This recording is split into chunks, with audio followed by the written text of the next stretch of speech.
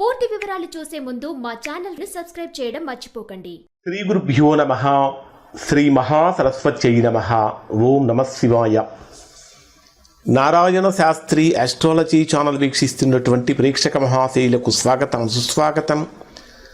ఈరోజు మనము 2026 సంవత్సరం ఫిబ్రవరి నెల 11వ తేదీ నుంచి 20వ తేదీ వరకు వృశ్చిక రాశిలో జన్మించిన వారి యొక్క గ్రహస్థితులు ఎలా ఉన్నాయి, రాశి ఫలితాలు ఎలా ఉండబోతున్నాయి, రోజువారీ ఫలితాలు ఎలా ఉంటాయో తెలుసుకుందాం. ఈ వీడియో చూడటానికంటే ముందు ప్రస్తుత కాలంలో మానవులందరూ అంటే చాలామంది ఫేస్ చేస్తున్నటువంటి ఉద్యోగ సమస్యలకు ప్రధానమైన కారణం ఏమిటి, ఏ దోషాలుంటే ఉద్యోగ సమస్యలు కలుగుతాయి, అలానే వివాహ సమస్యలకు కారణం ఏమిటి, ఏ దోషాలుంటే వివాహం ఆలస్యంగా అవుతుంది, రకరకాల సమస్యలు వస్తాయి, అసలు ముహూర్త బలం యొక్క ప్రాధాన్యత ఎంత, ఈ 3 వీడియోలు కూడా చేశాము. ఈ 3 వీడియోలు ప్రతి ఒక్కరికి కూడా పనికొచ్చే వీడియోలు కాబట్టి వీలైతే ఈ వీడియోలు చూడండి. ఇక్కడ వృశ్చిక రాశి వారిని కనుక పరిశీలిస్తే వృశ్చిక రాశి వారికి ప్రస్తుతం జరుగుతున్నటువంటి 10 రోజుల కాలంలో అంటే ఒక వృశ్చిక రాశి వారికి మాత్రమే కాకుండా ఈ చాతుర్గ్రహ కూటమి పంచగ్రహ కూటమి యొక్క ప్రభావం కారణం చేత అన్ని రాశుల వారికి ఎక్కడో ఒక చోట ఏదో ఒక రకంగా కొద్దిగా ఇబ్బందులు కలుగుతూనే ఉన్నాయి. ప్రధానంగా వృశ్చిక రాశిని తీసుకుంటే రాశ్యాధిపతి అయినటువంటి కుజుడు రాశికి ఎక్కడ సంచరిస్తున్నాడు, తృతీయ స్థానంలో ఉచ్చ స్థానంలో సంచరిస్తున్నాడు. రాశ్యాధిపతి అయిన కుజుడు రాశికి తృతీయ స్థానంలో ఉచ్చ స్థానంలో సంచరించడం బ్రహ్మాండమైనటువంటి యోగాన్ని కలిగిస్తుంది అని చెప్పాలి. ఎందుకంటే కుజుడు ఉచ్చస్థానంలో అంటే మీ రాశ్యాధిపతి కనుక ఉచ్చస్థానంలో కనుక సంచరిస్తే ఇది అత్యంత శక్తివంతమైనటువంటి కాలంగా మారబోతుంది. కష్టపడి పనిచేసేటటువంటి వారికి ఖచ్చితమైనటువంటి ఫలితాలు తగ్గుతూ ఉంటాయి. అలానే భూ వ్యాపారం చేసేటటువంటి వారికి, నిర్మాణ రంగంలో ఉన్న వారికి, పోలీస్ డిపార్ట్మెంట్లో ఉన్న వారికి, మెకానికల్ టెక్నికల్ రంగాల్లో ఉన్నటువంటి వారికి, ఇంకా బ్యాంకింగ్ సెక్టార్లో ఉన్నటువంటి వారికి కూడా బ్రహ్మాండమైన అనుకూలంగా మారుతుంది అని చెప్పాలి. అలానే తృతీయ స్థానం అంటే ధైర్యానికి, పరాక్రమానికి, సోదరులకు, పబ్లిక్ రిలేషన్స్కి, కమ్యూనికేషన్స్కి కూడా సంబంధించినటువంటి స్థానం కాబట్టి తృతీయ స్థానంలో కుజుడు యొక్క సంచారం ధైర్యంతో అడుగులు ముందుకు పడుతూ ఉంటాయి. కానీ సోదర సంబంధాలు మెరుగవుతాయి. కానీ అనవసరమైనటువంటి మాటలు అపార్థాలకు దారితీస్తాయి. కాబట్టి అనవసరమైన మాటలు మాట్లాడకుండా ఉండటం ప్రధానమైన సూచన. ఇక ద్వితీయ స్థానాధిపతి పంచమాధిపతి అయినటువంటి గురుడు అష్టమ స్థానంలో సంచరించడం కొంతవరకు యోగాన్ని ఇస్తున్నప్పటికీ కొంత ప్రతికూలత కలిగిస్తుంది. కారణం ఏమిటంటే అష్టమ స్థాన దోషం కారణం చేత బుద్ధి స్థిరంగా ఉండదు. అంటే తీసుకున్నటువంటి నిర్ణయాలు మరలా మార్చేసే అవకాశం ఉంటుంది. అలానే కమ్యూనికేషన్లో కానీ వ్యాపార రంగాల్లో ఉన్నటువంటి వారు కానీ మీ వ్యాపారం విస్తరణ చేయాలనే ఆలోచన కూడా కలుగుతూ ఉంటాయి. అలానే విద్యార్థులు, ట్రైనింగ్, కోచింగ్, యూట్యూబ్, మీడియా రంగాల్లో ఉన్న వారికి కొత్త అవకాశాలు వస్తూ ఉంటాయి. ప్రధానంగా తీసుకుంటే రవిగ్రహాన్ని కనుక పరిశీలిస్తే అంటే మీ జన్మరాశికి దశమ స్థానాధిపతి అంటే ఉద్యోగ స్థానాధిపతి, కర్మస్థానాధిపతి అయినటువంటి రవి కనుక తీసుకున్నట్లయితే ఇక్కడ రవిగ్రహము తృతీయ స్థానంలో ఉన్నాడు. ఎప్పటి వరకు 12వ తేదీ వరకు. 13వ తేదీ నుంచి మీ రాశికి చతుర్థ స్థానమైనటువంటి కుంభరాశిలో ప్రవేశిస్తాడు. ఆల్రెడీ కుంభరాశిలో ఎవరెవరు ఉంటారు అంటే కుంభరాశిలో రాహు ఉన్నాడు, బుధుడు ఉన్నాడు, శుక్రుడు ఉన్నాడు, రవి కూడా వెళ్ళి చేరుతున్నాడు. కాబట్టి చాతుర్గ్రహ కూటమి యొక్క ప్రభావం అక్కడ ఉంటుంది మీకు.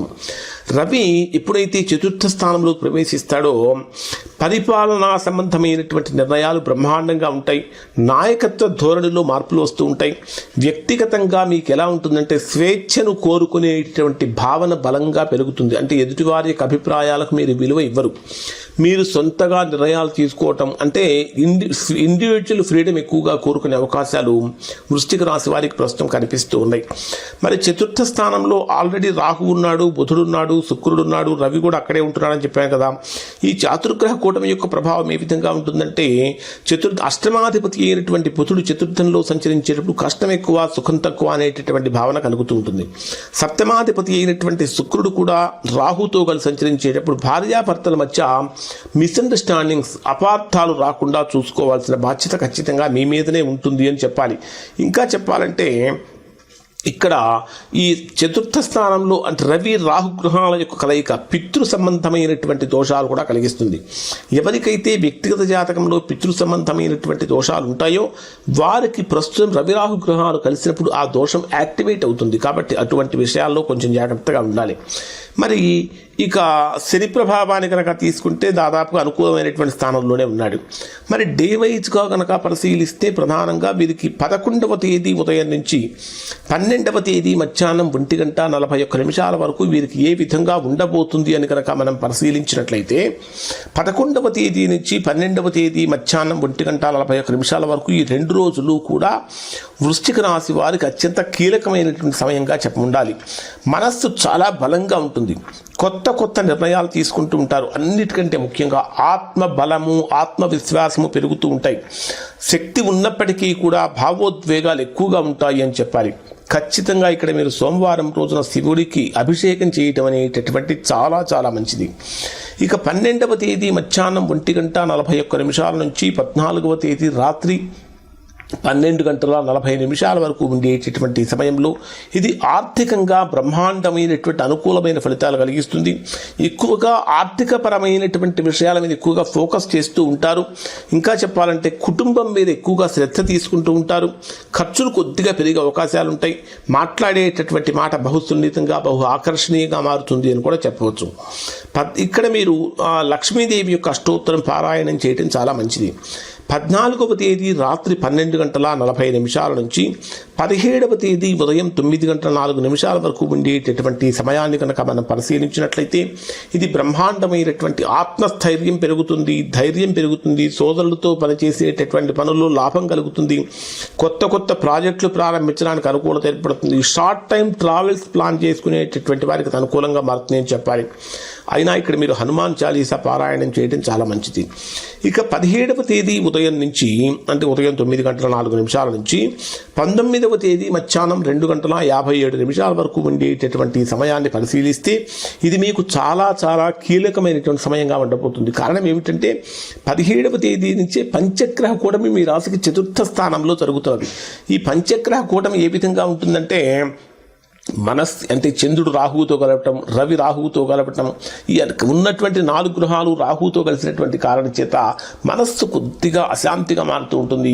ఇంటి విషయాలలో కానీ తల్లి యొక్క ఆరోగ్యం మీద కానీ ఎక్కువగా శ్రద్ధ తీసుకుంటూ ఉండాలి. వాహనాలు డ్రైవ్ చేసేటప్పుడు జాగ్రత్తగా ఉండాలి. ఆస్తులకు సంబంధించినటువంటి విషయాలలో కూడా జాగ్రత్తగా ఉండాలి. శివుడికి కనుక బిల్వపత్రాలతో కనుక పూజ చేసినట్లయితే తద్వారా చాలా చాలా గొప్ప ఫలితాన్ని పొందుతారు. ఇక 19వ తేదీ మధ్యాహ్నం 2:57 నుంచి 20వ తేదీ రాత్రి వరకు ఇది చాలా బ్రహ్మాండమైనటువంటి గోల్డెన్ ఫేజ్ లాగా వృశ్చిక రాశి వారికి ఉండబోతుంది. అనేక రంగాలలో మీకంటూ ఒక ప్రత్యేకమైనటువంటి స్థానాన్ని మీరు ఏర్పరచుకుంటూ ఉంటారు. శుభవార్తలు వింటారు. ప్రేమ వివాహం చేసుకోవాలనుకునే వారికి ఇది అనుకూలంగా మారుతుందని చెప్పాలి.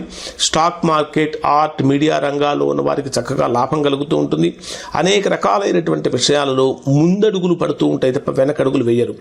ఓవరాల్గా ఈ 10 రోజులు కనుక తీసుకుంటే మాటలు, నిర్ణయాలు, భావోద్వేగాలే మీ దిశను మార్చుతాయి అని చెప్పాలంటే దిశ మార్చేటటువంటి కాలంగా వృశ్చిక రాశి వారికి ఉండబోతుంది. నిశ్చలంగా కనుక వ్యవహరించినట్లయితే చక్కగా అద్భుతమైనటువంటి విజయాలు ఇక్కడ మీరు పొందుతారు అని చెప్పొచ్చు. ఇవి వృశ్చిక రాశికి సంబంధించిన ఫలితాలు. శుభం.